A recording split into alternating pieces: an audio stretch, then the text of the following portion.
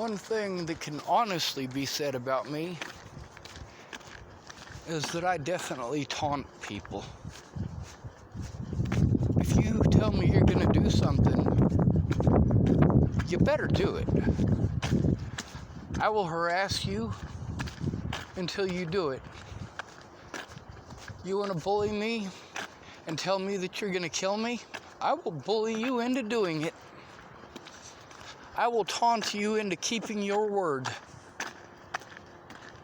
And I will call you a coward for not keeping your word. Now me, I'm doing my best to keep my word as best I can.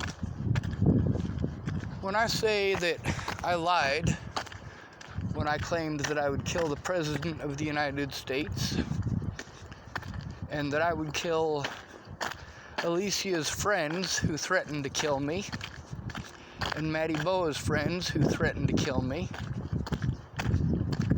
well, I'd already outlined that. I'd already explained that if I'm going to kill somebody, I'm going to kill them with prison time. So, if I'm able to get these people put in prison, I can say that I kept my word. There's a lot of people I want to have put in prison. Ted Bollinger, I hope he is habitual enough that he never gets out, ever. So that none of Natalie's family ever have to be afraid of him ever again. The problem is Natalie's family are scary, and most of them belong in prison.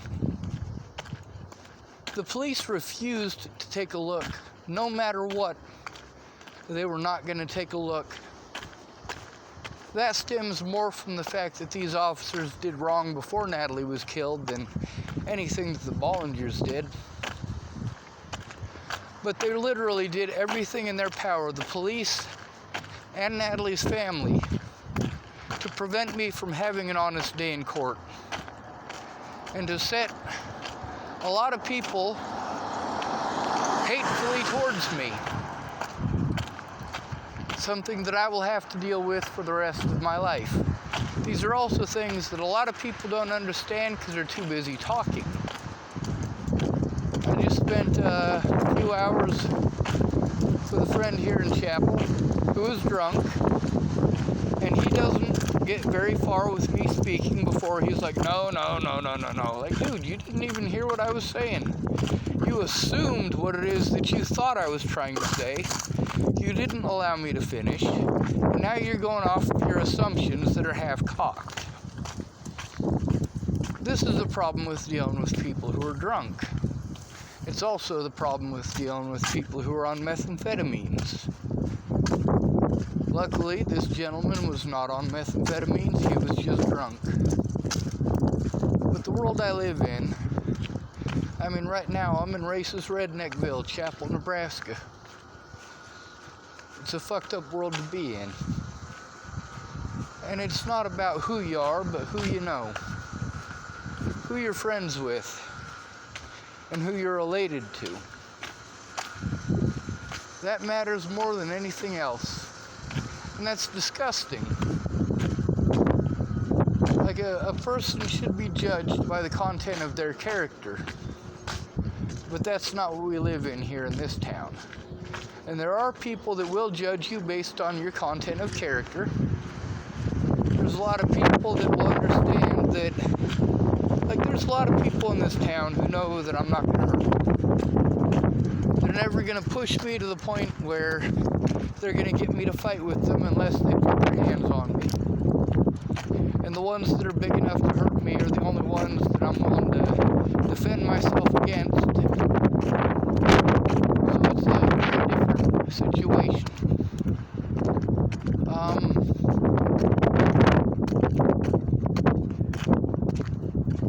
The thing is that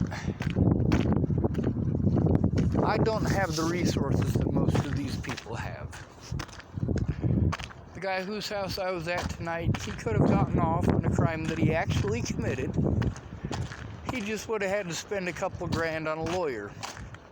And he could have borrowed that money from his dad And he was complaining that, he was kicking himself for not doing that. But also there's the fact that he had that option where I did not. There's the fact that he lives in basically a shack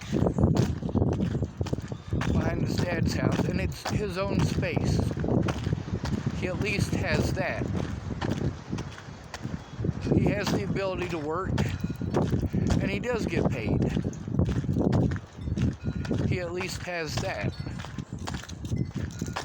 But also, there are a lot of people in this town who have way more than he has because of their families, and they won't admit it. Meanwhile, this guy admits it wholeheartedly. He knows he's better off than me. He knows his family is better than mine. He understands the type of person that I've chosen to be to a greater degree than a lot of people. He also has a disagreement with me on, I believe in right and wrong a lot more than he does. He believes basically it is or is not. Good or evil has a lot less to do with it than people think. Well, I can agree with that to some degree. I believe that a lot of times you have good intentions, but the end result is way fucked up. Like, there's a lot of people that wanted to help me, but the situation wouldn't allow it. And most of the time it was their situations, not mine. Don't get me wrong, me having to travel from one place to another trying to find a place where I'm not going to be victimized after what happened on the news with Natalie and all of that. But there's something to be said for the situation in general and the situation as others see it. For me, I understand that people don't do mean things because they're evil. They do mean things because they're scared. I'm no different. A lot of people want to pretend like they're never afraid of anything, but the fact is I can see their fears and the things that they do. A lot of the racist people that I know, they're afraid of minorities because that's what they were taught. Meanwhile, I grew up with minorities, so I'm not any more scared of them than I am of white people. Matter of fact, I'm more scared of white people. Most of the people that did severely fucked up things to me, other than just beat me for the color of my skin, which sucked, but most of the things that were committed other than that were perpetrated by white people. The most inhumane people that I know are all white. All of them.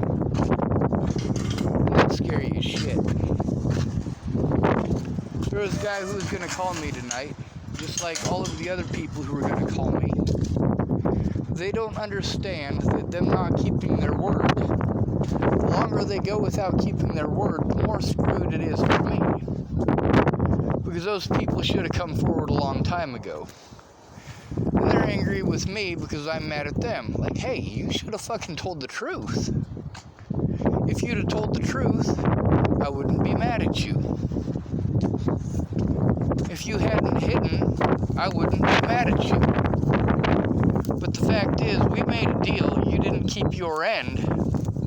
That's not on me. That was your decision. And the fact that it does affect me, no matter what you say,